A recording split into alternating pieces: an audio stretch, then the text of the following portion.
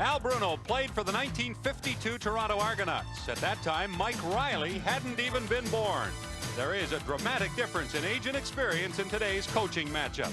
Offensively, explosive wide receiver and kick return specialist Earl Winfield has been the Ticats' catalyst. The Bombers have looked to veteran wide receiver James Murphy for the big play. And on defense, the Ticats are led by defensive end Grover Covington, who led the CFL in sacks with 25. Safety Benny Thompson sets the tone for Winnipeg's defense with his intimidating style. Welcome to Winnipeg and CFN's presentation of the East Division semifinal. Winnipeg Stadium, the Blue Bombers and the Hamilton Tiger Cats just seconds away from the start of the East semifinal. The winner to go to Toronto next weekend to play the Argonauts in the Eastern final. Both teams 9-9 on the season, evenly matched. Tom Porras, of course, coming on to quarterback the Ticats after Mike Kerrigan, in the midst of an outstanding season, suffered a season-ending injury. Sean Salisbury, his counterpart today. The Bombers closed the season by losing their last 3 games. But they got second place because Hamilton lost its last game 49-9 in Toronto. So you'd have to say the Bombers kind of backed in, but they're not making any apologies. They're happy to be playing this game here. Neil Lumsden, we talked to Mike Riley, the Bomber coach, yesterday about how he envisioned the game starting for his team. And is it turning out that way? Well, it's kind of interesting you bring that up, because he said, well, I think we'll end up receiving the ball. And then, speaking on Winnipeg's behalf, their offense will drive the football, but we won't score. We'll put a good drive together, then we'll punt the ball away. Hamilton will be on offense, and within the first 2 plays or so, we're going to get a sack. And that sack will set the tempo for our football team. And we sort of looked at him and said, are you serious about this? He said, yes, I believe that's the way it's going to happen. Let's see if it unfolds that way. Ken Petway has the opening kickoff to the Bomber 20, moving to the outside to the 25, and then down at the 27-yard line, Ed Gadavekis down to make the stop for the Ticats. As Sean Salisbury from the University of Southern California brings the Bombers onto the field. Didn't play last week in Vancouver because of badly bruised ribs. Is wearing some protection today, but not a flak jacket. He chose not to wear a flak jacket. You can see the left side of his body almost like a big piece of cardboard hanging out. He feels the flak jacket hurts his throwing motion. The soreness is only on the left side, so just pad the left side. And you can bet the Ticats will try to give Salisbury some clean shots in that area. Tony Johns carrying on the first play from scrimmage of the Eastern Division semifinal, and he'll get 2, maybe 3 yards out near the Blue Bomber 30. Daryl Corbin in on the stop. He is back in the Hamilton lineup after breaking a bone in his right arm. He's been out for the last month, but returning today. And it's a good thing he is back. Not that the players that haven't been in there haven't done a good job, but he adds another dimension to that defense and to their special teams play. 2nd down and 7. Blue Bombers at their 30. Salisbury, lots of time, throws, and it's no good. Intended for Ken Winey down that left sideline. And I couldn't quite tell whether Winey just didn't get turned around to look at the ball or whether it was high, but he didn't really make an attempt to catch the ball. Salisbury tried to thread that ball into a seam. Didn't get the opportunity, and the timing just wasn't there. So we'll see Bob Cameron take a shot at his first punt. He's had a great year. Well, those 188 punts by Cameron are the most in the CFL this season. Bombers 3rd and 7 at their 30. Cameron, Winnipeg's Shenley nominee, is top Canadian. Low snap. Cameron picks it up and gets a good kick away. He's kicking into the wind a little bit. Winfield with the catch. Bombers will be called for no yards as Winfield gets a yard or 2 on the return to the Hamilton 47-yard line.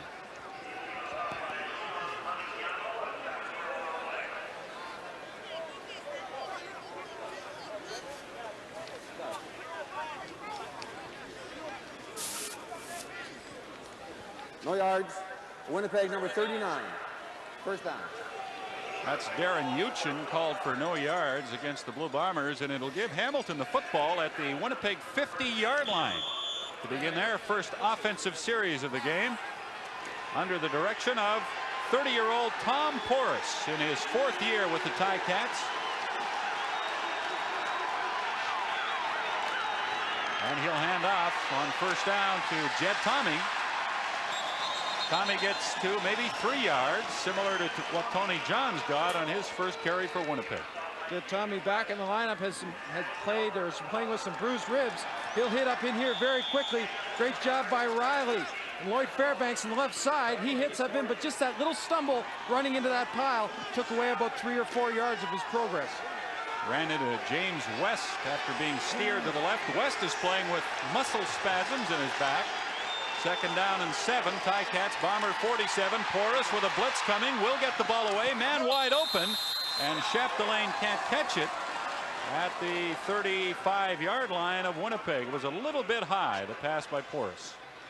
Al Bruno said the key to their football team today, especially on offense, as we look at Tom Porras, is Tom Porras being able to read and pick up and throw the hot patterns. When Winnipeg brings the Benny Thompson from the safety spot, or their halfbacks, be it Petway or Sampson, to be able to recognize that play and hurt the defense. And he thinks if they can do that early, he'll settle down the Winnipeg defense in respect to their blitzing. 3rd and 7. Paulus Baldiston will punt. Has a helping wind, and he hits a low end over end kick that bounces at the 15 and into the end zone. Paul Shorten and Ken Petway back for the Blue Bombers. Shorten will handle it and will concede the single point, run out some time if he can as the Bombers work into the wind. We're not quite 3 minutes into the first quarter of the East semifinal at Winnipeg Stadium, and Hamilton leads by 1. 2 minutes and 46 seconds, the time of the 62-yard single by Hamilton kicker Paulus Baldiston. Ticats lead Winnipeg 1-0. East Division semifinal game. The Blue Bombers 1st and 10 from their 35. And the handoff is to Buster Rhymes on a reverse, and he's thrown for a big loss back inside the Blue Bomber 25-yard line. Rhymes made quite a debut. First game with the Bombers in BC last weekend, but not a very good start here today. Sean Salisbury played 6 games during the regular season, starting today at quarterback with Jesse and Johns in the backfield. Rhymes at slot back. In the lineup, replacing Perry Tuttle. Winey at wide receiver, and Bob Mauley, his 3rd game back from a season-long knee problem on the offensive line. Salisbury for Jesse on 2nd down and long. Jesse hit by Corbin, not able to hold on to the ball.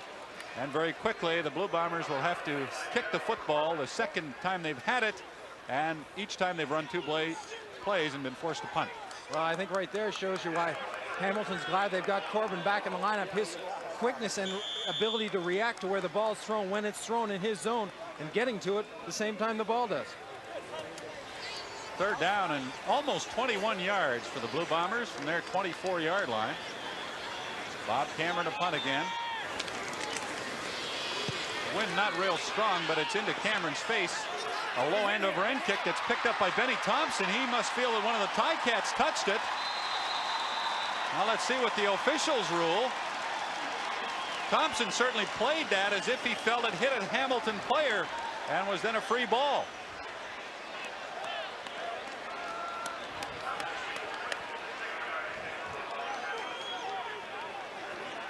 Can't think of any other reason, Neil, why he would act in that fashion. No, and Benny Thompson's been around, is very aware of what goes on and what the calls are in special teams. He wouldn't do it unless he really believed they touched it. And sure enough, Benny Thompson makes the right decision. Very heads-up decision, too. Good job of protecting the punter. Hamilton's trying to jam as many people as they possibly can. And I think right there, bounced off number 20. Arnold Grievous, it appeared to hit him in the back.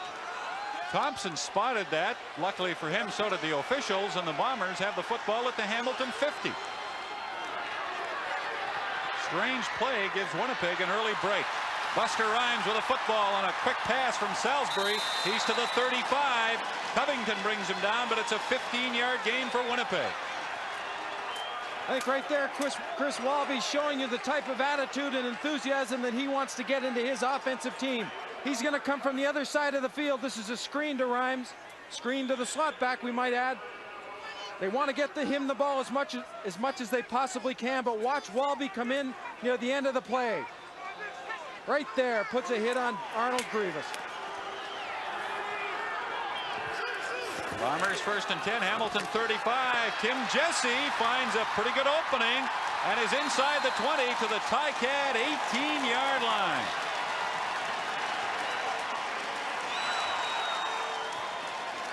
So the Bombers moved the ball quickly after recovering that punt that hit Grievous. Great read by Jesse, it looks like, and supposedly the play was going to the other side. They had the offensive guard and tackle pulling across. Jesse makes a decision very quickly, comes back against the flow. Mike Riley said they wanted to run more or give the backs more attempts at breaking them. Jesse played 7 games during the season, another late addition to the Bomber lineup. He has the ball again, this time gets only a yard. It looked like Corbin got a piece of him just as he hit the line of scrimmage. That's Corbin sneaking up. What he did was get up into that gap very quickly, comes down and makes a hit.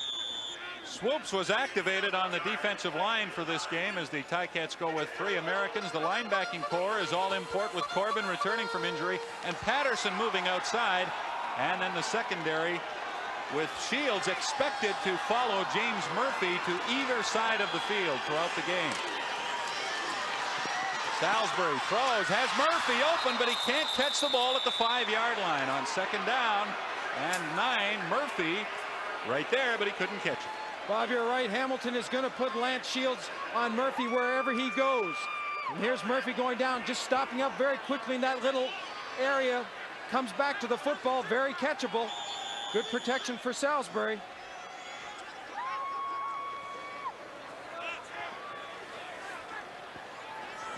Well, the coaches talk all the time about execution, and they must watch with great dismay at a play like that, which was perfectly executed except for the catch. 25-yard field goal attempt by Trevor Kennard is up, and it's good, and the Blue Bombers go in front 3-1. CFN and Foster's bringing you the best of Canadian football all the way to the Grey Cup. The 25-yard field goal by Winnipeg's Trevor Kennard came at 6:31 of the first quarter. The Blue Bombers lead Hamilton now 3-1 as Kennard kicks off to Wally Zatilny at the 27. Zatilny finds a little room up to the 47 of the Ticats. Let's bring in Dave Hodge and Tom Larscheid for their thoughts on the early stages of this semifinal game. Well, I think we should pay attention to Buster Rhymes, who is only playing his 2nd CFL game, but he had 8 catches last week against BC and the big play in that drive to a field goal. Well, the turnover, too, will be an important factor in this game, and that completely turned the field position around that was in favor of Hamilton in this opening period. Thank you, gentlemen. We'll see what Tom Porras and the Hamilton offense can do, and Rocky DiPietro nearly made a spectacular one-handed catch, but didn't, and it'll be 2nd and 10 for Porras. Wouldn't surprise me to see Porras look to Chapdelaine, and right there Rocky DiPietro earlier on try to establish some inside threat, some movement, get the receivers and the running backs up the field in the inside, try to shrink that defense down, get them to close in a bit. Porras straight back blitz coming. He gets the ball away and completes it to DiPietro to the 39 of Winnipeg as Porras really got leveled by James West. Well, there's the difference, to be able to stand in there and throw the football, read where the pattern's going to come from. Porras knows DiPietro has position on the halfback. He has to hang in there, and James Wild West comes there, but comes a little bit too late. Watch the position right here. Get to the inside so the defender can't get between you and the football. Good pattern by Rocky DiPietro. They mark the ball at the Bomber 39, 1st and 10 Hamilton. Porras will hand off to Sarton, and he's got some room inside the 35 to the 34 for a gain of about 5. Neil, I think we should point out that shot that West put on Porras. I don't know how many quarterbacks would have got up the way Porras did. He is extremely strong in the upper body. He really is. He's very resilient. Porras at quarterback with Tommy and Sarton as his running backs in the Hamilton offense. The receiving core with Winfield, a Shenley finalist outside in the offensive line that has allowed the fewest sacks in the CFL. A blitz coming as Porras throws for Chapdelaine, and he can't get to it. There's a flag down. Interference will be called against Daryl Sampson at the 1-yard line. Once again, Porras is under pressure. Forward pass interference. Winnipeg number 30. 1st down. This time the pressure came a little bit late. The interference is on number 30, Daryl Sampson. You're going to see the pressure from the backside. Fowler's going to be the guy that puts the hit on him. But watch the push. Right there, not allowing Chapdelaine to come back inside to the football. That was the no-no. And it was a very catchable ball. As a matter of fact, Neil, it looked like he would catch it until that push came. Pass to DiPietro. on first down from the 6, which is where they ruled the infraction took place. And DiPietro gets it down to the, well, close to the 2-yard line of the Blue Bombers. In weather like this, they talk about the fullbacks and the running backs being an important part. I think DiPietro and his style and the way he runs his patterns, the way he runs with the football after he catches it, trying to hit people, he can be as important as a good fullback in a game like this. Ticats sent in some blocking strength. 2nd and goal at the Blue Bomber 2.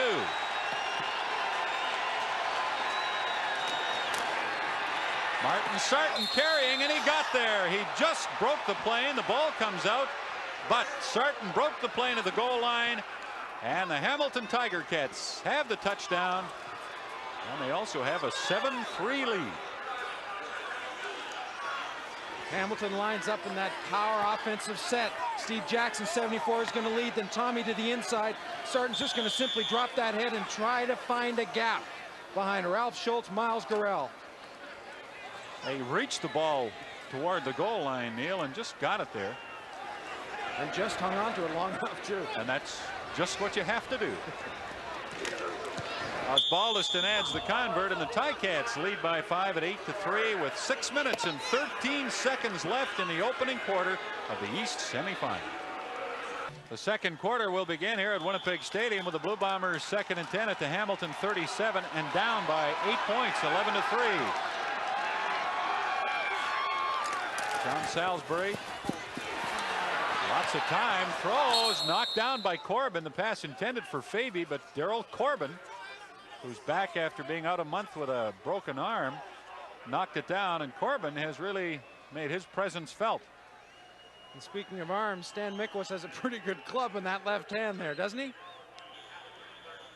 Mikwas playing with a broken thumb. It's a good thing they've taken the head slap out of the game. That looks like a real weapon dangling at his side there. That arm's about 6 inches longer than it used to be. On 3rd down, Trevor Kennard will attempt a 44-yard field goal. He has a bit of wind with him. Bob Cameron puts it down. Kennard has it far enough, and he has it between the uprights. So the Blue Bombers get a relatively long field goal to answer a 48-yarder in the first quarter by Paulus Baldiston, and it's now a 5-point football game. One of the things I've always been impressed about is Trevor Kennard is how quickly he gets the ball up in the air. I don't think there's ever a concern that it'll be blocked. As Tom Porras, once again, not bad field position after a field goal by Winnipeg out on their 35-yard line. Will he continue to work the inside receivers and the running backs? They also wanted to run more coming into this game, realizing how important it could be. 1st and 10 from their 35 for Porras and company. Porras hands off to Jed Tommy. Big hole right side, and he has 10 yards and a little bit more, and a Ticat first down. There you go. Get that fullback up in there. Ralph Schultz and Miles Garrell, the right tackle and guard. Give him a pretty good seam. Give the ball deep into the backfield for Tommy so he can see if the initial spot is closed off, he can make, and is given time to react. He didn't have to there. 2 Winnipeg linebackers got pushed outside on that play. Huge hole. This time, James West is in the backfield to meet Martin Sarton. That seems to be the key to the Winnipeg defense. If James West can be flying around, making things happen as he always does. He beats the block inside here, goes between the pulling tackle, Floyd Fairbanks, and gets in the way of Sarton.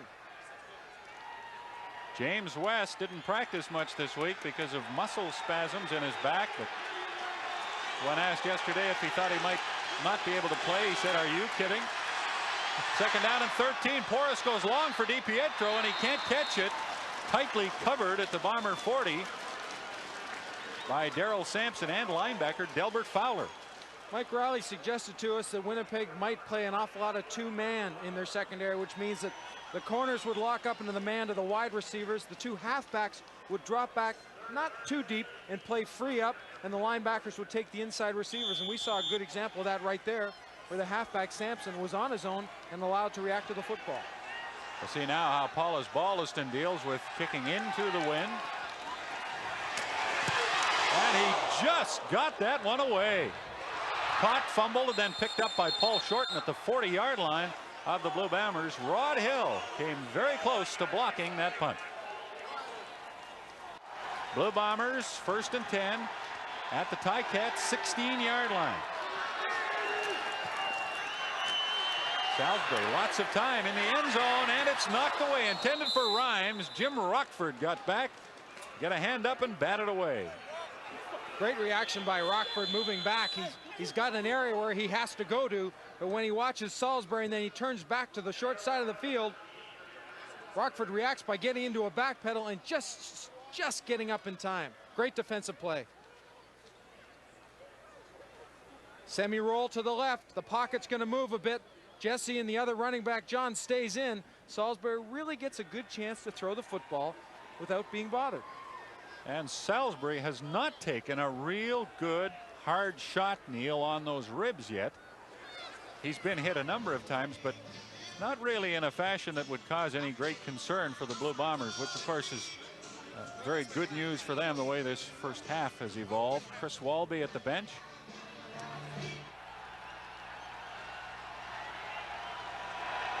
Second down and 10. Blue Bombers at the Hamilton 16. Salisbury with Covington after him, gets it away. Touchdown to Rhymes, but there's a flag down, holding against the Blue Bombers. And the touchdown by Rhymes will be canceled. Holding, Winnipeg 54. Second. I believe that was 64, which would be right guard Bob Molly.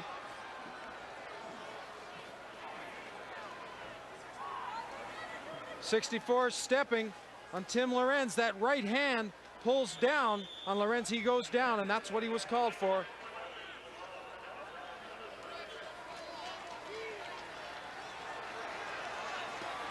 Looks behind first to see if a flag in fact has been thrown. They'll have to give it another crack. Second and long from the Hamilton 26 for the Blue Bombers. Salisbury puts it deep for Rhymes, and he goes up against Rockford but can't make the catch. Jim Rockford able to break up the play. 3:15 left in the first half, and now we'll see Kennard again. And remember, earlier in this drive, he kicked the field goal that the Bombers gave up because they had a chance to make a first down. You know, they've got Rockford on the corner, and a lot of people thought Winnipeg would go after him, and I think they have tried to test him. But in 2 or 3 occasions, he's been equal to the test, looking like he's been beaten early, but being able to respond very well and breaking up all the plays. I should elaborate, Neil. They gave up that earlier field goal because of a penalty against Hamilton that enabled them to make a first down. Kennard will try from the 33, and he makes it. So they do get the 3 points and tie the game at 11. This CFN playoff game is brought to you by Foster's. Second and 6, Ticats at their 39. Horace, and nearly picked off up at the 50, intended for Estelle. Rod Hill just about picked it off, and he was injured earlier and is still hurting. He took a helmet on his leg earlier and favoring it still. Well, that helmet hit was on the back of the calf, and the calf is so important when it comes to stepping up and trying to sprint ahead, and I think that's what he does, making a great defensive play, but putting an awful lot of stress on that calf.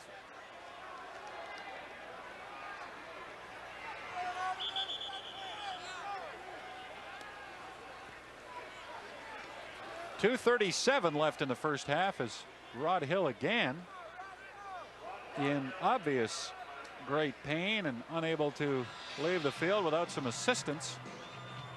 Ticats will have to punt into the wind now, and Winnipeg should come up with reasonable field position. The game tied 11-11, Neil, and I think this is the kind of game that most of us expected. Neither of these teams has shown the offensive consistency to make you believe this would be a blowout type game where somebody scored a pile of points. No, and coming into this game, a lot of people felt that both teams were stacking their defenses, preparing themselves for that type of contest, knowing it was going to be physical. I mean, you don't have to tell anybody that. But Hamilton, for example, dressing 6 linebackers above their 3 starters. Winnipeg activating Delbert Fowler, Ramel Andrews, some fresh legs, seeing that the defensive part of the game may very well be the key. So on 3rd down and 6, Paulus Baldiston will punt from his 25-yard line, the line of scrimmage, the 39 of Hamilton.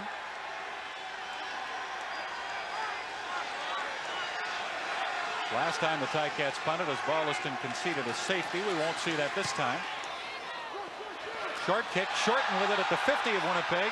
And he's able to get back to the 54 of the Blue Bombers. Heads up play by Winnipeg. Now instead of just putting one man deep, they're putting a man in the middle. This time Paul Shorten to take that punt as he comes up limping in case it is a bit shorter, not allowing it to bounce around, getting the ball, getting it backfield, downfield, and getting good field position. You were on the artificial surface before the game. It's not hard, is it? No, it's not hard. Actually, it was a little bit wet because they had just finished wiping the snow off. But it'll be harder. Everything's harder when it's cooler. 23-yard punt by Osbaldiston. The Blue Bombers at center field with a 1st and 10. 2.5 minutes left first half. Salisbury throws complete to Ken Whining. And he's down to the Hamilton 41-yard line. Ken Winey's worked both the inside and outside receiver spots for Winnipeg. Watch how he'll go down.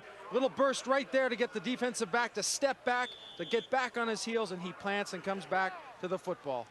Winey caught 2 passes all season long. He was injured, a knee injury, much of the year. Replacing Perry Tuttle in the starting lineup today. 1st and 10 Bombers at the Hamilton 41. Salisbury gets it away and completes it to James Murphy to the Ticat 25. Well, we talked that Salisbury was not a scrambling type of quarterback, but he has good mobility laterally. And that lateral movement right there and a little bit of a basketball jab step allowed him just that half a second more right there to pull up and throw the ball downfield to Murphy. Winnipeg receivers are doing a good job giving the quarterback a target. Paul Shorten of the Blue Bombers, the latest player to be banged up in this game. Tim Jesse carrying head hard as he tried to move to the outside. Daryl Corbin really came up and popped Tim Jesse. Oh, popped him. I don't know if that describes it. We heard that up here. Corbin's lateral movement. He's going, you can't see him, sideways, and Jesse tries to get upfield, and boom. This is a training film. Look at 38. Move, move. And then they explode upfield where the offensive line ended. Jesse goes about 185. He came out on the short end of that one, you'd have to say. 2nd down, Blue Bombers. About 7 yards to go. Salisbury, man wide open. It's Winey. He's to the 10 and inside of the 9-yard line of the Ticats. Ken Winey, with 2 catches on this drive, has matched his season total for pass reception. Riley knew that James Murphy would receive most of the attention, so they decided to go backside. You see how deep Rockford was? Giving Winey plenty of space, assuming because it's the backside of the play, they wouldn't go to him as quickly. Good play calling by Sean Salisbury. 1st and goal, Blue Bombers, Hamilton 9-yard line. Salisbury for Jesse. Touchdown.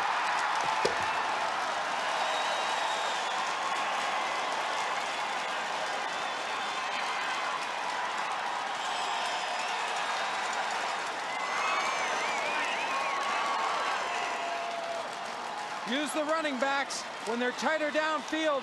Number 5 just went to your right of your screen in motion. The linebackers are coming, and Salisbury picks them up. There is no one within 5 yards.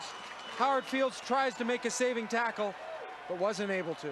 Again, emphasize the job that Salisbury's doing, mixing his plays up and giving Hamilton the different looks and using and getting the ball to different receivers.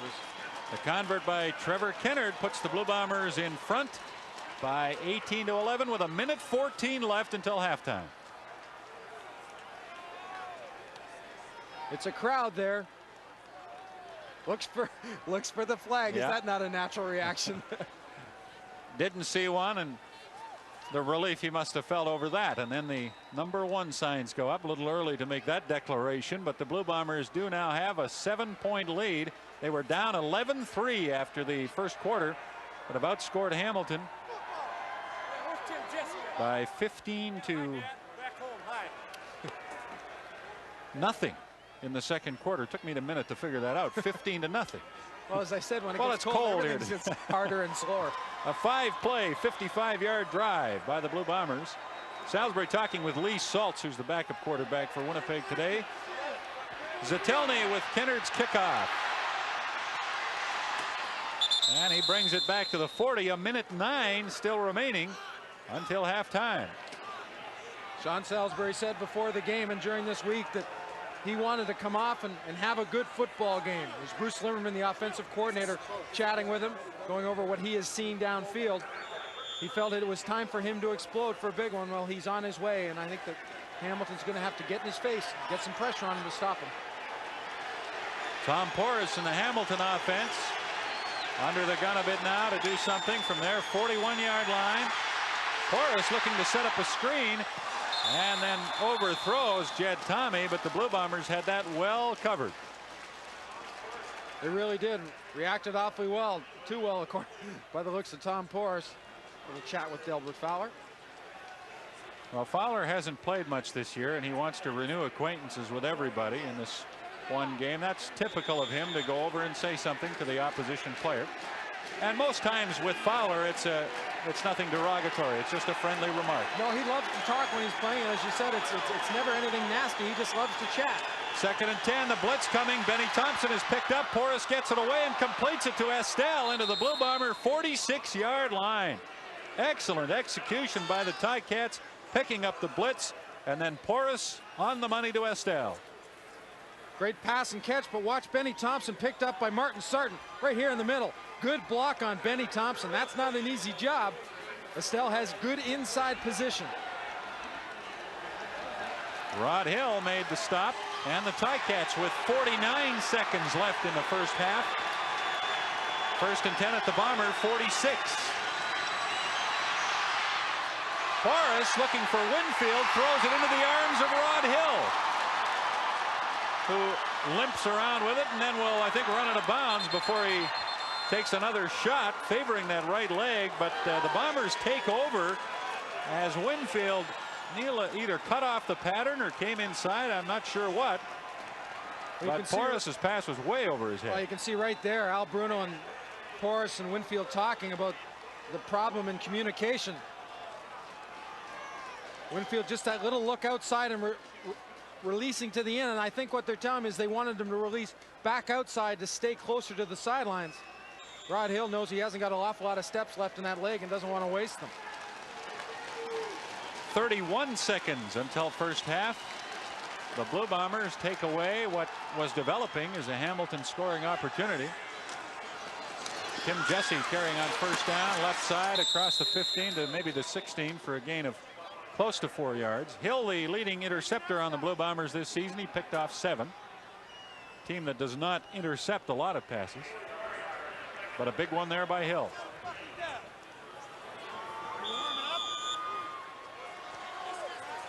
Todd Dillon, the backup quarterback for Hamilton today. So keep that in mind.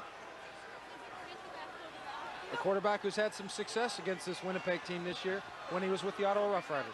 Brought the Riders in here and beat the Blue Bombers earlier this season. Jesse carrying on 2nd down, finds some good room.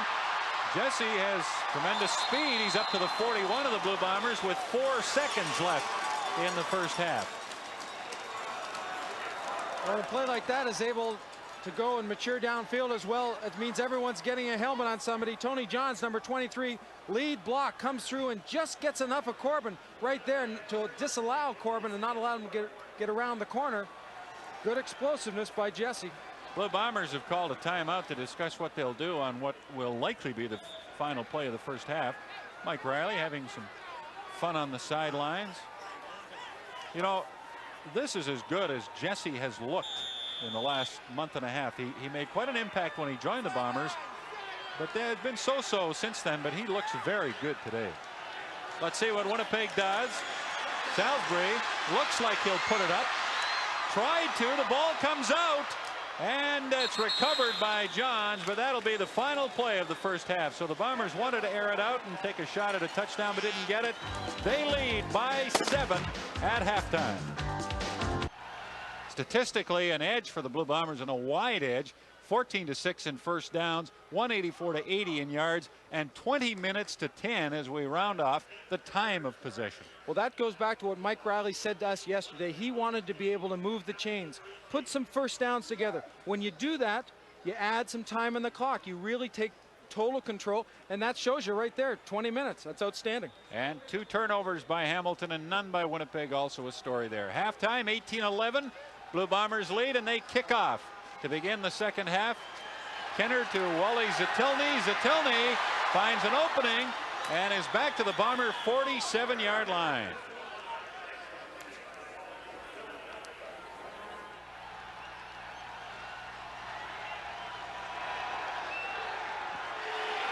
Tom Porras in a snowstorm now, nearly picked off by Rod Hill on Hamilton's first offensive play of the second half. It began snowing. There's a penalty flag down. Began snowing just after the first half ended. Roughing the passer. Winnipeg 52. First down. Michael Gray called for roughing on Porras, and it almost looks like, if you check the clouds around here, the heavy clouds, as though it might continue snowing. On this, when it snows like this, I don't think it bothers anybody in particular. It might end up being a little bit slippier in the fourth quarter, but right now it doesn't. It's no big deal really, except for the guys that have the shields on. Then it's going to be tougher for them. They're going to need some windshield wipers or a squeegee or something. Chris Walby, we talked about him, the right tackle of the Blue Bomber offensive line, will not return. He suffered a knee injury in the first half. With the penalty, the Ticats first down at the Bomber 32. Martin Sarton carrying the ball, but finding no running room, and he may have lost a yard. Battle again to the outside. You know, he's played an awful lot of middle linebacker in his career, but has adjusted very well to the outside this year. Well, a fairly good mix of plays by both teams, but the Bombers have run so many more plays as they have held onto the ball. Porras finds Richard Estelle at the Blue Bomber 15.5-yard line with a pinpoint throw, and they rule that Estelle was able to stay inbounds, and the Ticats have quickly moved deep into Winnipeg territory with the wind at their backs in this third quarter, which is a quarter obviously that Hamilton has to capitalize on. I wonder if Hamilton will take advantage of Rod Hill. Maybe that leg's going to bother him. He won't be able to push off and come back and cover his receivers as well. Porras straight back to throw, slips, regains his footing, and looks for Winfield in the end zone, but he got caught in a crowd. Aaron Brown and Rod Hill, James West were all back there. Winfield not able to get free and go after the ball. You see, Winfield will release inside, but a good deep drop by Aaron Brown, 53, and Rod Hill coming to the football breaks it up. Hill actually got his legs tangled up with Winfield's. Winfield went down. Second down and 10 as Porras barks out and points out instructions in the huddle. The ball at the Blue Bomber 15-yard line. Fowler slips chasing Porras, who also gets away from another Bomber and then throws an incomplete pass. Daryl Sampson had also come in from his defensive halfback spot. Porras able to elude that rush, and we see what an effect the snow has had already on the playing field and the customers at Winnipeg Stadium, who have bundled up a little bit tighter. With seeing Fowler slip like that makes me think that now the receivers are in command when they run their patterns. One or two simple moves can really set a defender off balance and make him slip.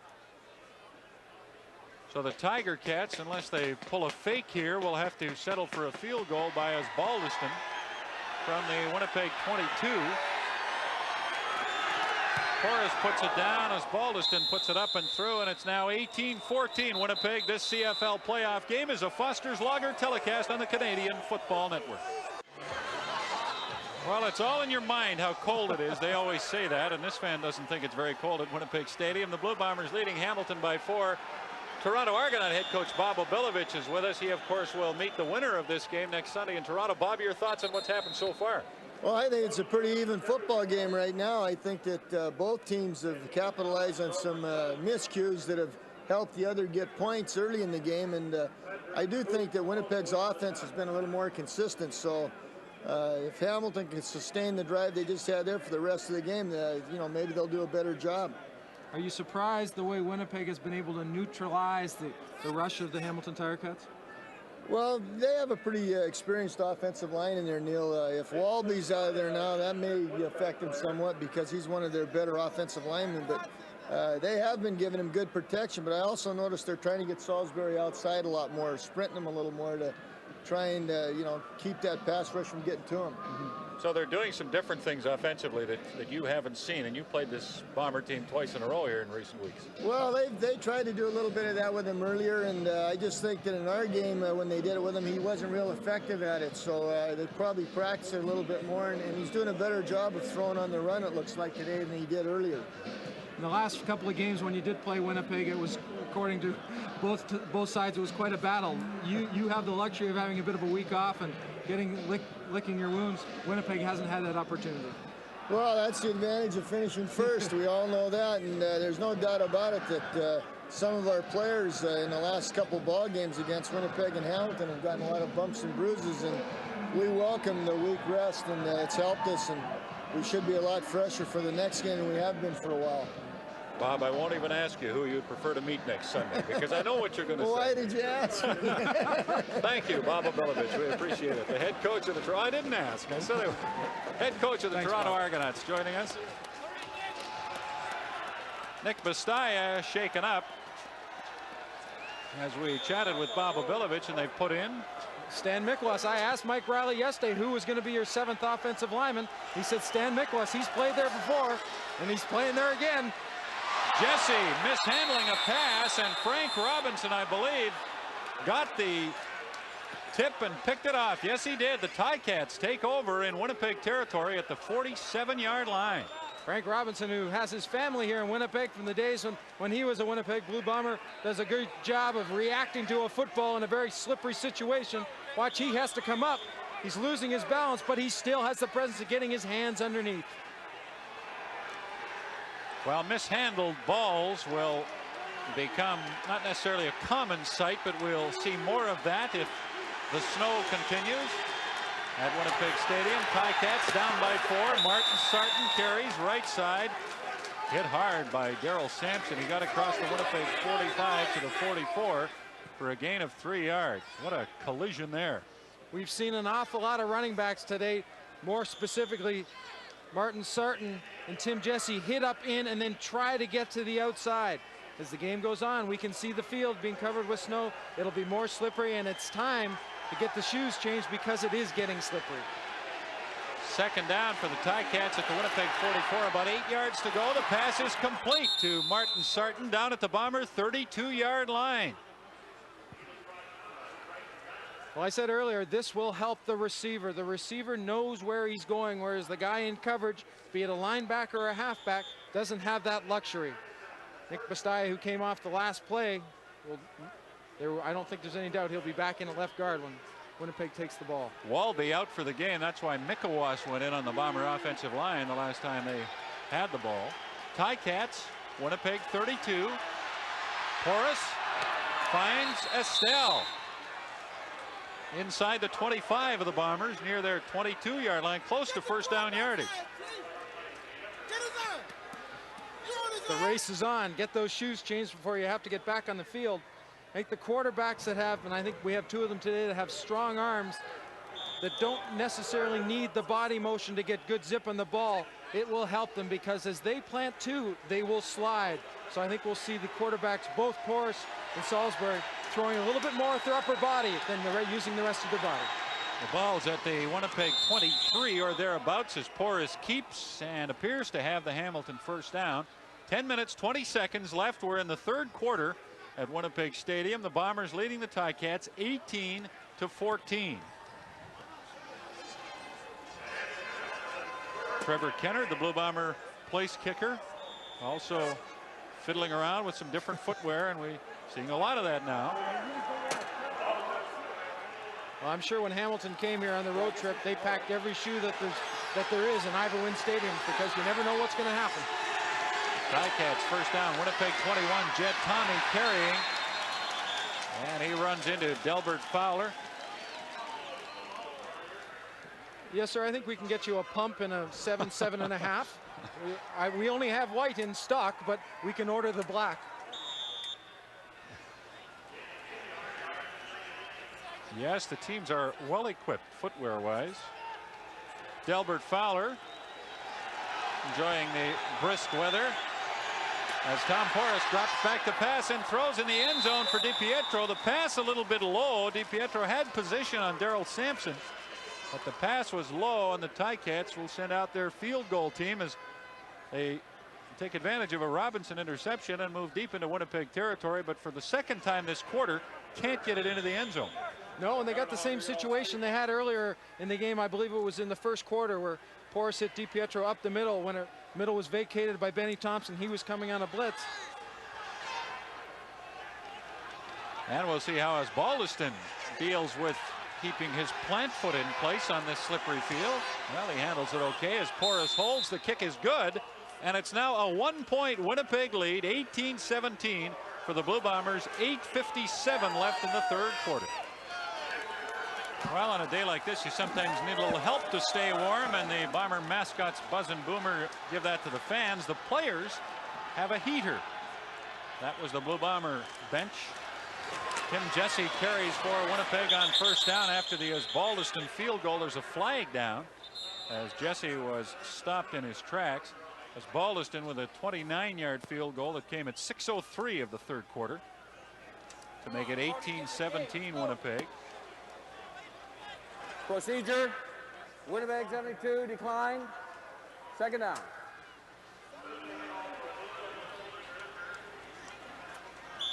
Well, they said number 2 for the Bombers, who is backup quarterback Lee Saltz. John Salisbury still at quarterback. It was procedure, though. Declined. Second down and 10, maybe 10 and a half for the Bombers as Salisbury throws to Buster Rhymes. And he's across the 45 out to the Bomber 47-48. That's a first down. Salisbury wasting no time going back to the things that he had success with in the first half, and that was using his backs and his inside receivers. Mike Riley said they wanted to get the ball in Rhymes' hand as much as they could. Kickoff returns, reverses, sweeps, and obviously throwing him the ball. From the 48, Salisbury rolls right, throws, intended for James Murphy. Makes the catch with Shields all over him. Gain of 15 more. Murphy makes an awfully good catch, catching it in his hands and protecting it with his body. It's not easy to go down and worry about your plant and come back. That time Salisbury got the ball in there before Murphy had a chance to come back to him. Awfully good timing on the play. Murphy sometimes will drop footballs that there is no explanation for, and then he'll make a catch like that, getting hit just as the ball gets there to kind of make up for it, but you wonder why he drops the other ones. Here's Jesse running and fighting for yardage on first down, gets 5 or 6. There is a flag. And once again, it's procedure against the Blue Bombers. Those are the little things that can drive you crazy as a coach. Can also spoil a good drive. Procedure. Winnipeg 64. First down repeated. That's Bob Molly, the right guard, called for procedure. There he is, left side of your screen, just comes out of his stance a hair too quickly. Wants to get as much of an advantage on Patrick Swoops as he can. 65, Nick Bastaya back in at left guard. He was shaken up and had to be replaced by Stan Mikowas. The penalty total, the Bombers most penalized team in the league, and they've out penaltied Hamilton 9-2 today. Salisbury throws, and it's no good. Robinson was there for Hamilton, intended for Winey. Darryl Corbin also in the area as Salisbury tried to force that one in there. Delbert Fowler changing footwear. The shoes that they're putting on now have the nickname the Shark. They've got the outside of the shoe has long shark-like teeth, the inside the smaller nubs, and they feel that that'll give them better traction in this condition.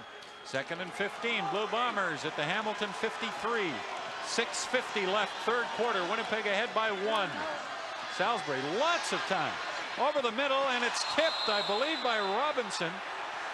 And then Rhymes couldn't bring it in. I think Robinson got a piece of it. Maybe he didn't, but Rhymes couldn't catch it. Well, Robinson, I think, had a big part to do with it. That linebacking core 38. See how they start to move with the flow of the offense. Now they're all coming over. Robinson is working very hard, and sure enough, you can see he breaks up that play with his left hand. Outstanding movement by the linebackers of the Hamilton Tiger Cats. Not much to choose between the punters today, as Bob Cameron lines up on 3rd and 15. Football at the Hamilton 53-yard line. Cameron will kick it away from his 45. And he gets an excellent kickoff into the wind. Winfield way back to the 3. And Earl Winfield finds some room. This is what he's done all season long. Look at Winfield.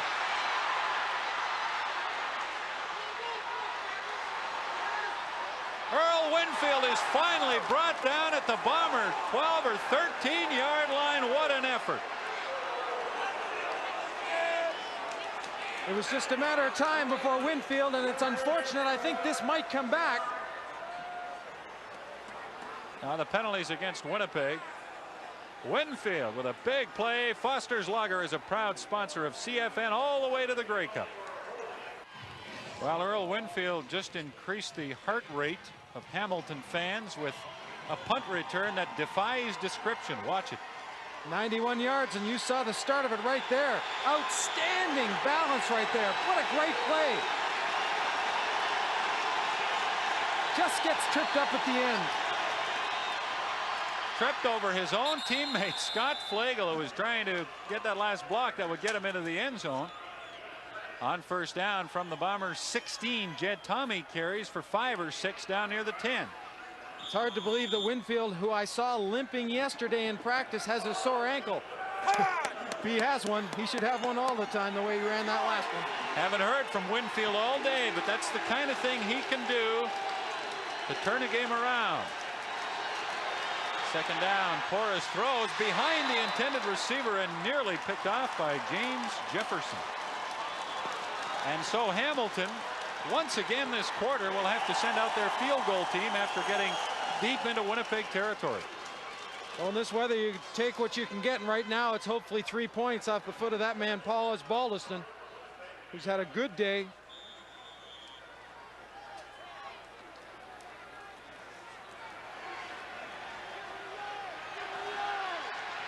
Trevor Kennard and Paul Osbaldiston have each kicked 3 field goals. This attempt by Osbaldiston will come from around the 17-yard line. Porras puts it down. Osbaldiston puts it up and through, and Hamilton now has a 2-point advantage. And with the score, Hamilton 20, Winnipeg 18. Let's pause 10 seconds for stations from coast to coast to identify themselves. You're watching the Canadian Football Network. You know, Neil, the Ticats have been deep, as I said, 3 times. They've had to settle for field goals. You wonder at the end of the game if we won't look back on their inability to get into the end zone as being a key. I think you have to come away sometimes when you're down that deep with some big points, bigger than just 3. Tim Jesse attempting to run wide to the left was hooked early by Arnold Grievous, who took him back about 30 yards, but Jesse will be stopped for a gain of, or a loss rather, of 6 or 7, which is significant enough as far as Hamilton is concerned, and Winnipeg as well.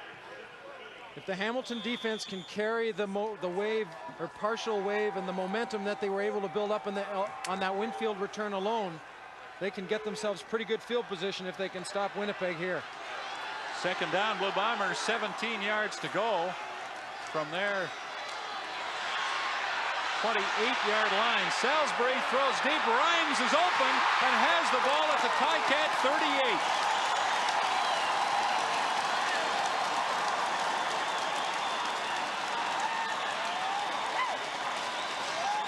Buster Rhymes gets a chance with a big play on his own, but it isn't the first play in the first pattern. He comes in, makes an adjustment when he sees Sean Salisbury make his adjustment.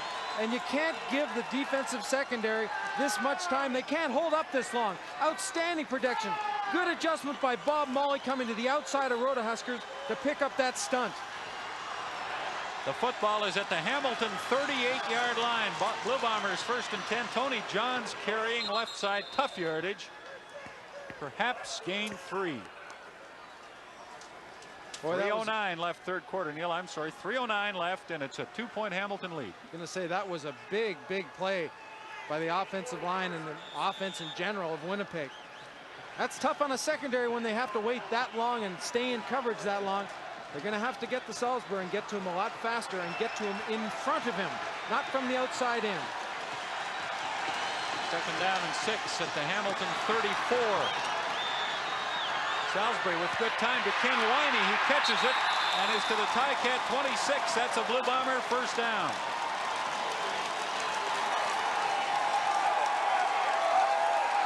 Once again coming to the backside. Salisbury, who you don't see, looks to the front side. Winey just waits, steps back, and gets enough for the first down.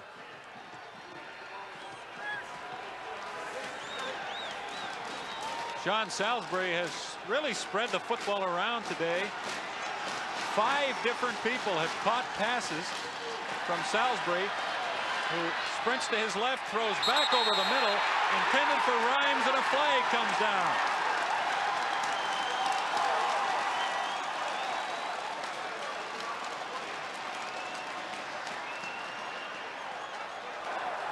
Forward pass interference. Hamilton, number 16. First down. Howard Fields is caught coming over the back of the receiver. I thought his timing looked pretty good.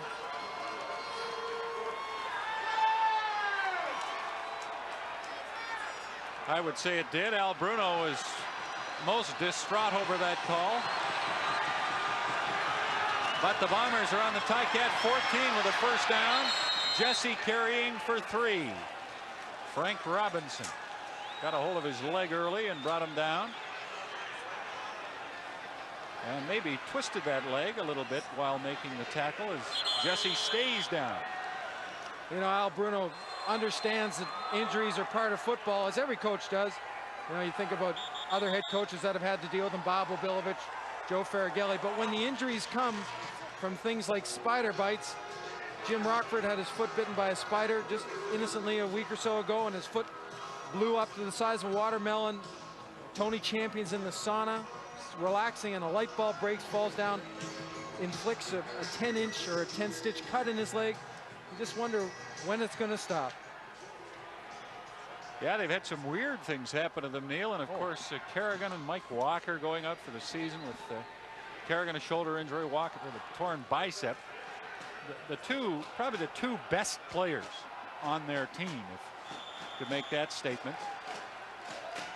And yet they've bounced back, and they're in the East semifinal, and they lead by 2 points with 1:20 left, third quarter. But the Bombers are second down and 7 at the Hamilton 11-yard line. Salisbury throws, has a man open. It's Cochran, and he's to the 3. Terry Cochran becomes the 6th man to catch a football from Sean Salisbury. Cochran just straight out into the flat. The other 2 receivers to that side go down and break inside. You saw Cochran just to the left, 31, goes in motion, so he gets a good jump on the man in coverage. And those other 2 receivers really end up not picking, but blocking off any pursuit.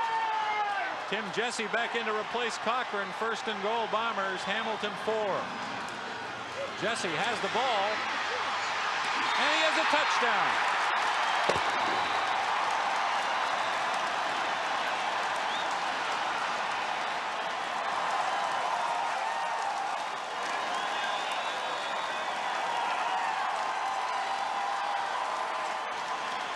Good tough running for only 4 yards. But just far enough to get him in. Look at him just slugging it in here. He's going through 3 or 4 people. He's stopped by Flago, but that spin takes him into the end zone. And you can't fumble in the end zone.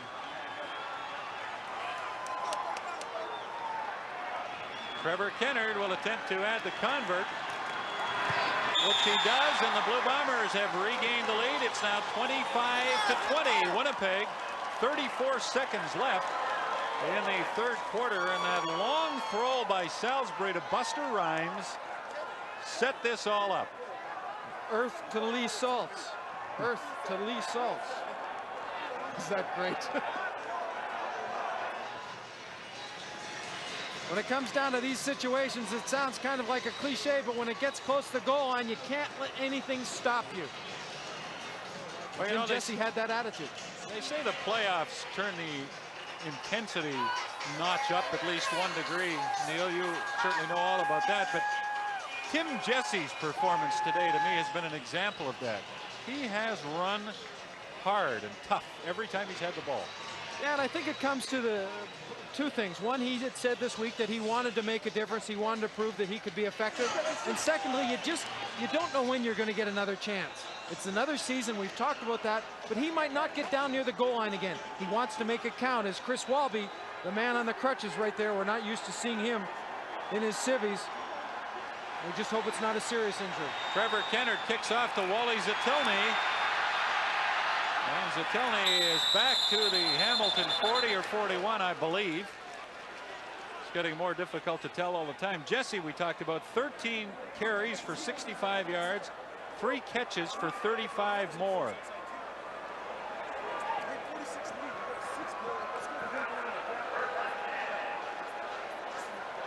Actually, the ball's at the 47 of the Ticats. We get a little guy with a broom out there.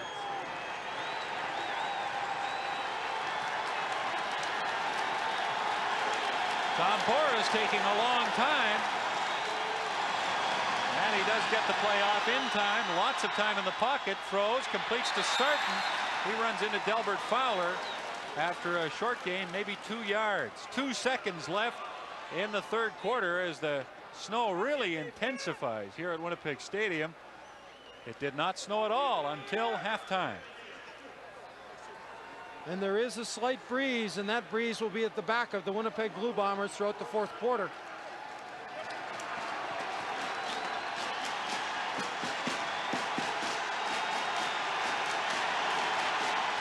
Morris sprints left. And Romel Andrews gets a piece of him, and James West finishes him off. And on that high note for Winnipeg, the third quarter comes to an end. The Blue Bombers lead by 5. From the warmth of indoors, and you can come right up to the window, you might not be able to see us. We might look back on Scott Flagel's inadvertent trip of Earl Winfield as a big play. A touchdown would have given the Tiger Cats, though not the lead, a much bigger lift than Paul Osbaldiston's field goal. Over to you, Tom. Well, playoffs on the prairies in November, you can expect weather like this, Dave, and I think both of these football teams should be commended for the fine effort they're displaying in not ideal conditions. Gentlemen, thank you for your thoughts. It's 3rd down and 9. Ticats as the fourth quarter begins. Hamilton now working into the wind. And as Baldiston's kick reflects that, it's short to shorten at the Bomber 35-yard line, and he's up to about the 38. Well, they have special equipment to clean this artificial turf at Winnipeg Stadium. This they call a sweeper. And during the break between the third and fourth quarters, the man driving it was very busy. He made 1 trip around the field, so we can at least see some of the artificial turf now. For a while. That's not going to last long. You're right, Neil, the way it's snowing. Salisbury setting up a screen to Tony Johns. And Johns breaks some tackles and gets a Blue Bomber first down. John showing us the same type of effort that got Tim Jesse into the end zone. You know, when the conditions get like this, it's their defensive players have a tendency to try to hit and tackle in the upper body. Well, you can use that to your advantage. Daryl Corbin ends up getting hurt on this play, but you see, they don't wrap up, they go for the hit, and though a big hit finally put him down, it wasn't until after Johns has a good first down. It almost looks like Corbin just had the wind knocked out of him. Or maybe favoring that right arm that was broken earlier, Neil. Difficult to tell. Mike Riley, the 35-year-old head coach of the Bombers, looking on as 58-year-old Al Bruno does likewise. Corbin looks like he's okay. We're happy to tell you. Well, it's temperature-wise very similar in Regina for the West semifinal as it is here in Winnipeg, but it's not snowing there. Salisbury goes long for James Murphy, and he makes the catch.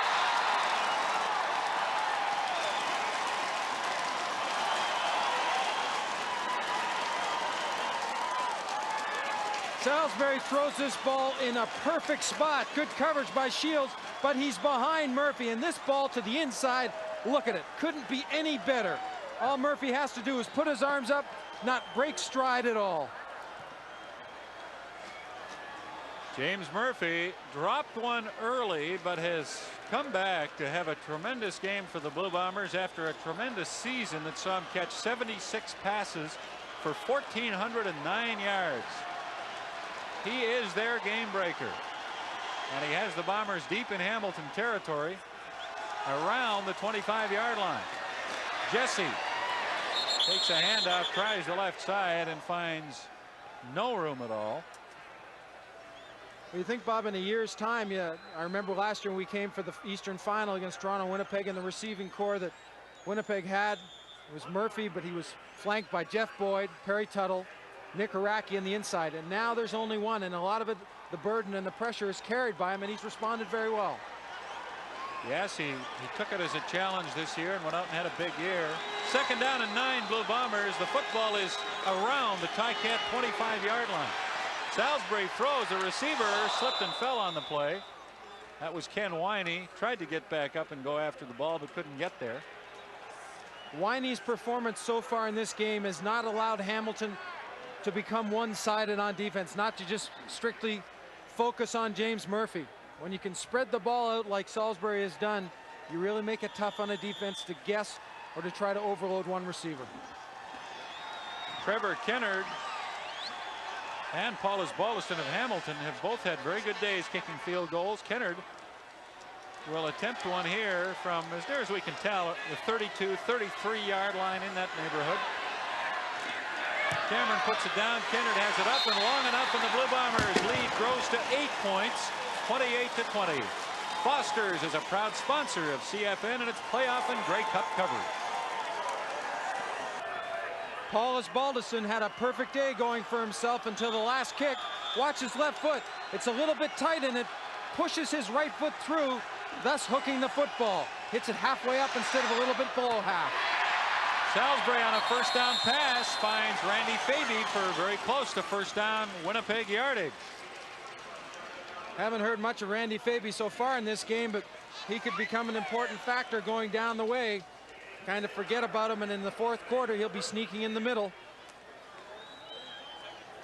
That moves the ball to the Bomber 45-yard line. 9 minutes, 45 seconds left. We're in the 4th quarter. Winnipeg leading Hamilton 28-21.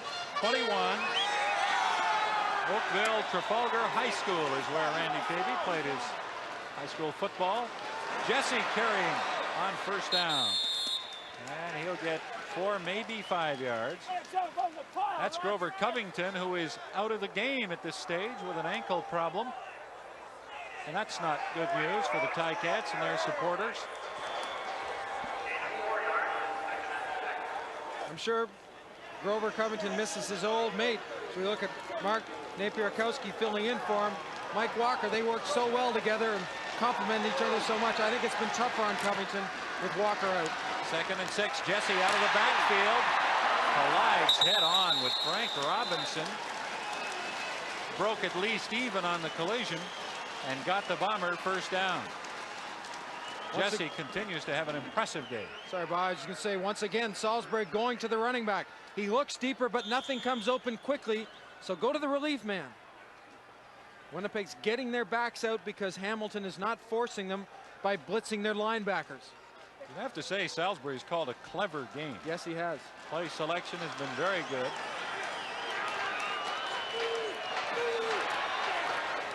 He throws for James Murphy and completes it. Was he in bounds? They say he was. Down in Hamilton territory in the neighborhood of the Ticat 35-yard line. Great position by the official in this situation. It's tough on them. Even though the sidelines have been swept, it's been a tough call. Salisbury faking to the left and rolling out. Great position by the offensive lineman, Nick Bastayev, by giving Salisbury that outside so he isn't pressured. Zips that ball in there to Murphy. And we saw evidence there of why they cleared the sidelines so the officials could see the boundaries, and they got a good look at that as the Blue Bombers move deeper into Hamilton territory. Salisbury from those numbers having an excellent day, looking for Buster Rhymes, and he can't make the catch in the Hamilton end zone. The way that ball was thrown up, Buster Rhymes was simply trying to get underneath it, almost like catching a punt. He complained a little bit after it was over. You see him come off trying to lull the defensive back to sleep and then exploding, but that's just darn good coverage by 16 Howard Fields, and Flagel coming in late. Well thrown ball by Salisbury, almost right on the money. 7:52 left, fourth quarter. There's an injured Ticat, Daryl Corbin, their middle linebacker, who is back today from injury. He's been shaken up a couple of times now. Well, he had broken the radius bone in his right arm, and that's the one that works and helps move the wrist. And even though he has a cast on it and it is probably pretty much healed, shots on that arm will affect him, and it's going to hurt. That's why I think sometimes we've seen him go in and out. I don't think it'll be much longer. Ray Jones helping him off and sort of pointing at the arm. Second down and 10, Blue Bombers. We're not sure where exactly the ball is. It's in Hamilton territory. Salisbury to Tony Johns on a screen. Nice move by Johns, and he's down to the Hamilton 15 or 20-yard line.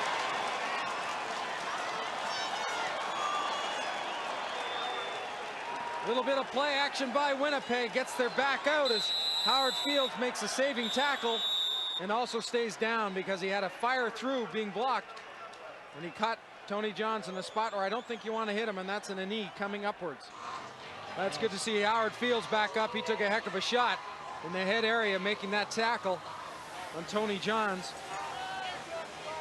Well, Howard Fields being hurt is a rare sight. In 8 years, he's played 8 years in Hamilton. He's missed 1 football game. Remarkable endurance record for Howard Fields. His spot will be taken by Donahue Grant, number 7. Well, we're ready to go again, and one thing those sweepers have done is uncover the yard stripe, so we can tell you that the Bombers are inside the Hamilton 20 at about the 19 with a first down. Tony Johns carrying, and he's close to the Ticat 10. 7 or 8 yards for Johns. Impressed by the way the running backs on both sides of the football today have been very cautious of holding onto the football when it gets tough and in tight. If you're not got both hands in the ball, at least one underneath and one over top, they can pop out quickly. Saw a shot there of Mike Riley with a smile on his face. I mean, head coaches don't smile with 6:40 to go and their team up by 7, but that's typical Riley. Second down and 2. Jesse carrying off the right side. He got to the 10 and maybe just inside it. He'll be close to a Blue Bomber first down. Giving you that same short yardage situation with Rhymes going 32 just to the right of your screen. He's a slot back, but when he comes back in motion, he can be like a lead blocker. And sure enough, he does that with the help of Tony Johns, who is kicking out Mike Robinson, and Tim Jesse just tries to find an area.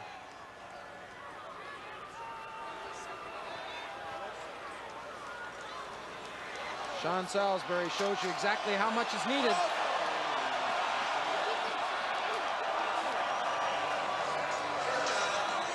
Well, the fans are waiting, I believe, for Riley to send in the short yardage team, but he's not going to bother with that. Oh, they went in. They were in on the second down play, and so they'll stay in there for 3rd and inches. Salisbury keeping the ball. Mikowas thinks they have a first down, and they probably do with 6 minutes, 10 seconds left. Winnipeg leading 28-21 with a chance to really take command here. Simply a quarterback sneak behind Lyle Bauer, Molly, and Steve Rodehuskers. You know, Mike Riley said he wanted today to hold on to the football. That's exactly what he's done. 27 first down. That's a season high for the Blue Bombers. Tony Johns carrying, slipped away from one man, got to the 5 of the Ticats, maybe inside.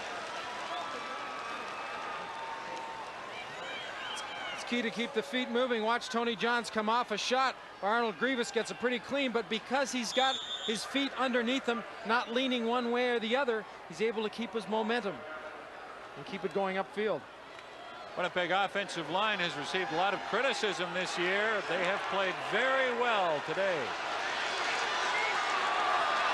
Second down and goal. Salisbury wants to throw and does for a touchdown. Tony Johns.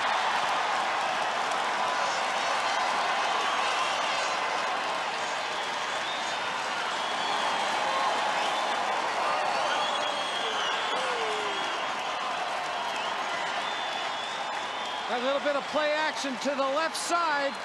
Holds the defense just for that second. Allows Tony Johns with a bit of motion to get ahead of the defensive secondary man out into the flat.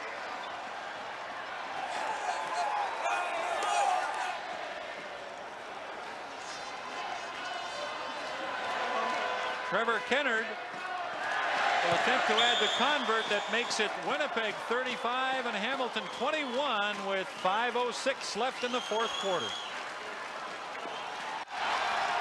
Well, during that break, the Winnipeg players got the fans here at Winnipeg Stadium going. You can see them and hear them as the Ticats look at a 2nd and 7. Dillon throws complete to Richard Estelle inside the Bomber 25 to about the 24.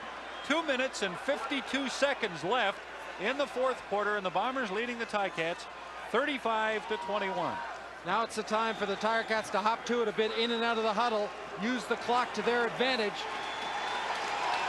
And the clock is running again as Dillon brings them out. It's down to 2:40.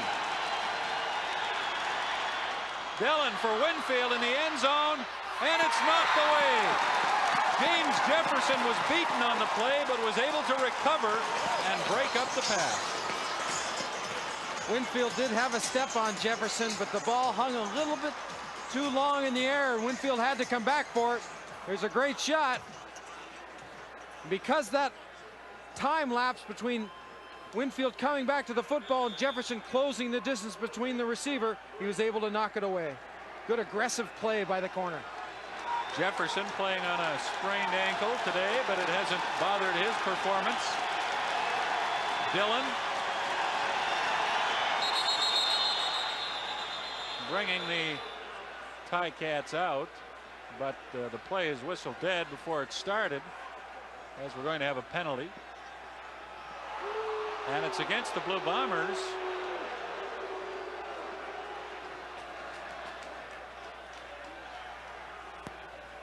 I think Winnipeg's thinking that Miles Gurrell moved when Mike Gray moved, but I think a play was called dead because Michael Gray engaged with Miles Gurrell.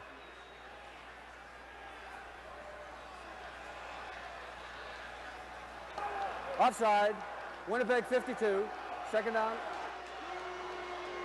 Left side of the screen, Michael Gray will come out of his stance, and they hook up. And as soon as Michael Gray touches Miles Gurrell, they call it dead. So it's 2nd down and 5. Ticats at the Bomber 19. Dillon, lots of time. He'll take off with it. And will be hit by Benny Thompson around the Bomber 10-yard line, but that's good enough for a Hamilton first down with 2 minutes and 25 seconds left on the clock. Benny Thompson, known as the hit man, or if he isn't, he should be, is taking that shield off and going without it.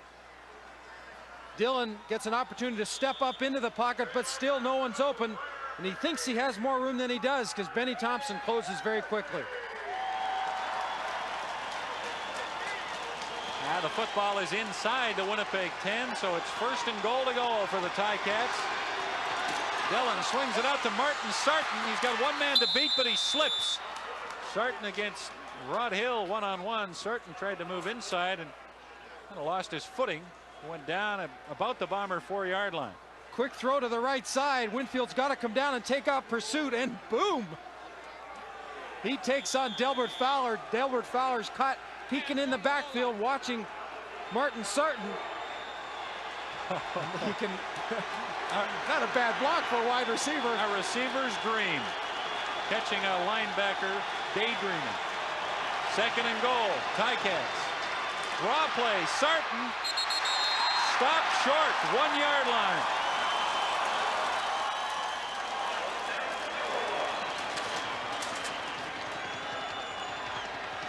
It's funny how when you see things and they look good for a second, watch the hole. Open up, and then Stan Mikwas, who's playing center Dale Sanderson, and playing him neutral, waiting for something to materialize. Then he makes his move. He will not commit one side or the other and open up a gap. Heads up play. Excellent show of strength by Mikwas, who will have Leon Hatziano on his right now, replacing Rod Hill. 3rd and goal.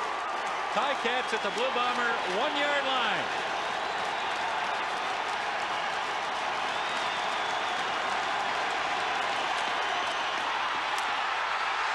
Dillon had nobody to give it to, but got it in anyway.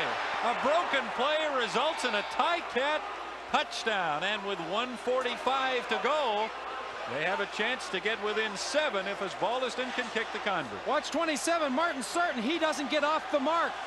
Dillon's left out on his own an island, and he knows that he just can't, he's not going to have another shot at it. So that one spin, he just is able to break the plane. Great play by Todd Dillon. Keeps their chances alive. So in fairness to the Ticats, the assignment wasn't broken, but Certain couldn't get there. He's so anxious, and you put so much into the step, getting off the mark. He wanted some power, a little bit too much. Osbaldiston adds the convert, and with 1:45 to go, it's Winnipeg 35, Hamilton 28. Well, Todd Dillon, you can just imagine what he's thinking. Oh no. Well, might as well make something good out of something bad, and that he does. Takes a pretty good shot at the end. Well, Michael Gray hit him before he got to the goal line, but Dillon wouldn't go down and was able to lunge forward far enough to get the ball to the goal line and in for the touchdown. So we might have ourselves some finish here at Winnipeg Stadium.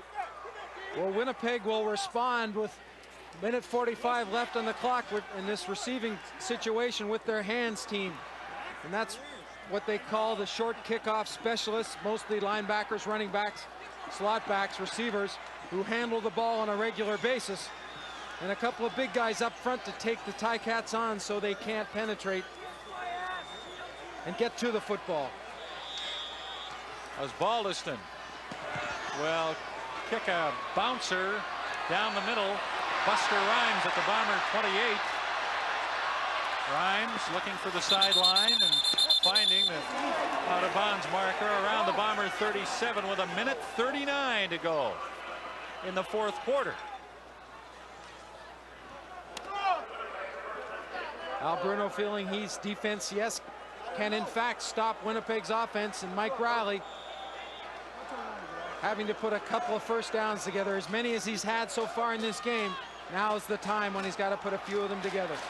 Terrific day for Sean Salisbury given the weather conditions. Remembering it did not snow in the first half. Jesse running on first down and getting absolutely nothing. 1:35 to go. That only used 4 seconds.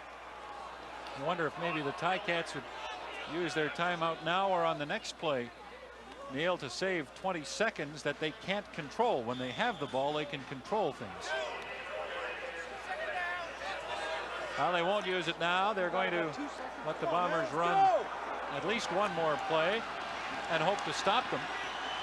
2nd down and 10. Bombers from their 37. Salisbury runs right into the arms of Skillman. Bastaya blocked Skillman, but he slipped off him and right into Salisbury's arms. And there's Al Bruno indicating that they want their timeout now. Big play by Skillman. He gets up before Nick Bastaya can put a hit on him and turn him back to the inside so Salisbury can get to the outside. What a great play by Skillman. 1:15 to go, and the clock won't start now till the ball is snapped. Had Bruno not called the timeout, the Bombers would have been able to eat up at least another 17 or 18 seconds before they punted the ball.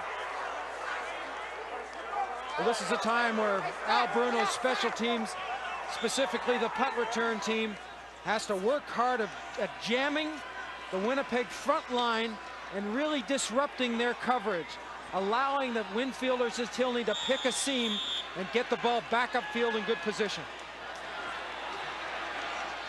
Cameron does have some wind with him on this punt.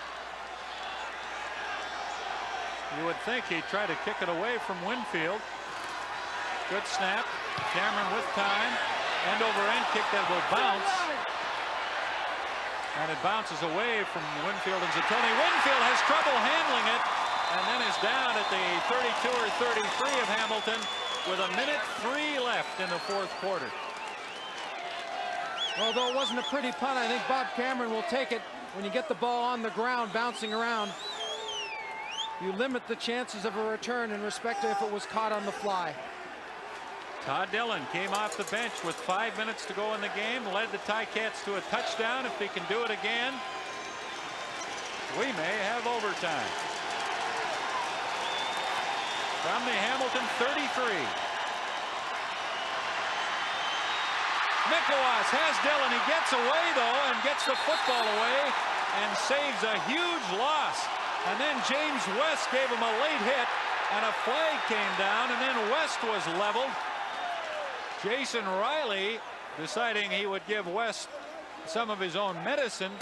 So we'll have to see how they sort this one out. Jason Riley reacting as he should to protect his quarterback, but in this situation, cooler heads should prevail, because this penalty, if in fact it's called against the Tiger Cats, are going to hurt them.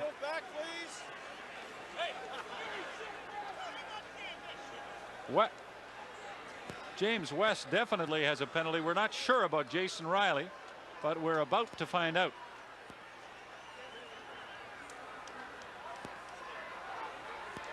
Of roughing the passer on Winnipeg. Unnecessary roughness on Hamilton after the play. First down, repeat it. All right, Jason Riley's going to hear about that one. You just know it. Al Bruno, with his team having a great chance to move 15 yards downfield, and it was lost. Well, Mikolas in there with only one hand. You see him pawing away with that left. If he had two, here's the extra oomph that West is going to be called for. And then a shot came after that Riley put on West. Well, two silly penalties, really. And it leaves Hamilton in the same situation they were before. Winfield with the ball. He's to the 40, to the 41-yard line. A couple of yards short of a Ticat first down. 51 seconds left. Fourth quarter. Hamilton trailing by 7 points. This quick out to Winfield, hoping that a couple of blocks will spring him, but watch the pursuit by West right here.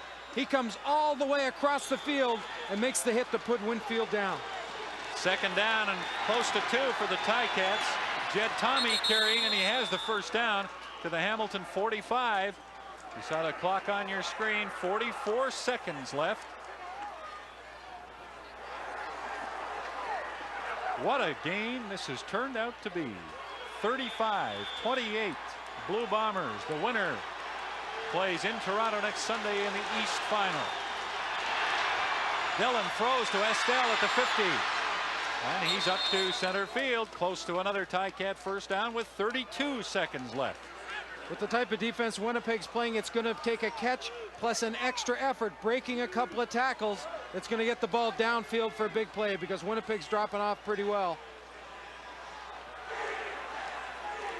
And they're going to measure, Neil, to see if it's a first down.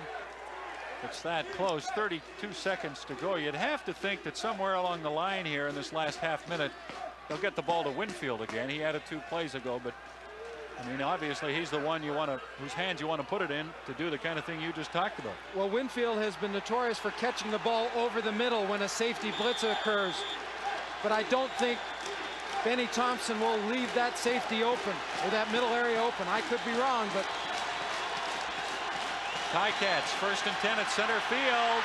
Dillon throws, intended for Winfield, but it's behind him down at the Blue Bomber 40 with 18 seconds left.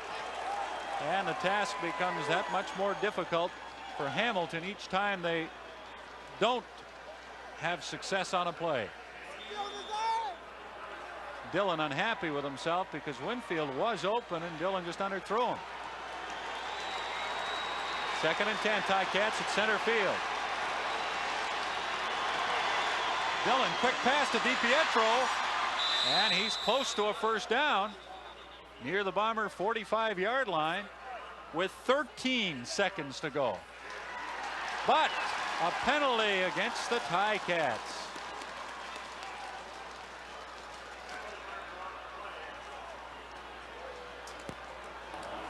Procedure, Hamilton 62, second down. left tackle Lloyd Fairbanks caught moving early.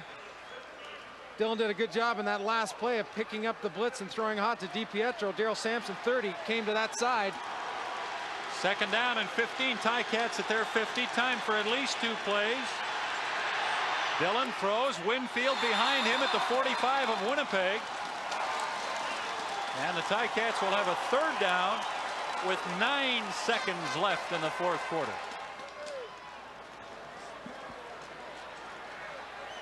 Jefferson celebrating because he had tight coverage on Winfield, and Dillon forced to put the ball in there tight and behind him this time. That's just great coverage. Even if he had caught it, Winfield was not going anywhere, and it comes down to this play for the Tiger Cats. After the game, we'll select a Foster's MVP and talk with that player as Dillon drops back to throw, looks to Winfield at the sideline, finds him, but he's grabbed right away with 3 seconds on the clock. The Ticats don't get the first down. The ball will go over to the Blue Bombers, and that will seal the victory for Winnipeg. A 7-point lead and only 3 seconds to go.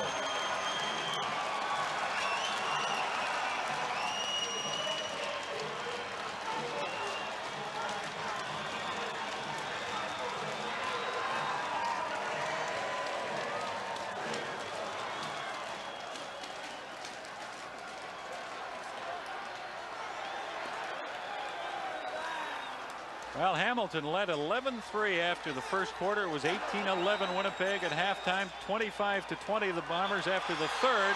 And as Sean Salisbury kneels down with a football, the game will end on a very exciting football game at Winnipeg Stadium, with the Winnipeg Blue Bombers defeating the Hamilton Tiger Cats 35-28 in the Eastern semifinal. The Blue Bombers will now meet the Toronto Argonauts next Sunday in Toronto in the East Final for the right to go to the Grey Cup.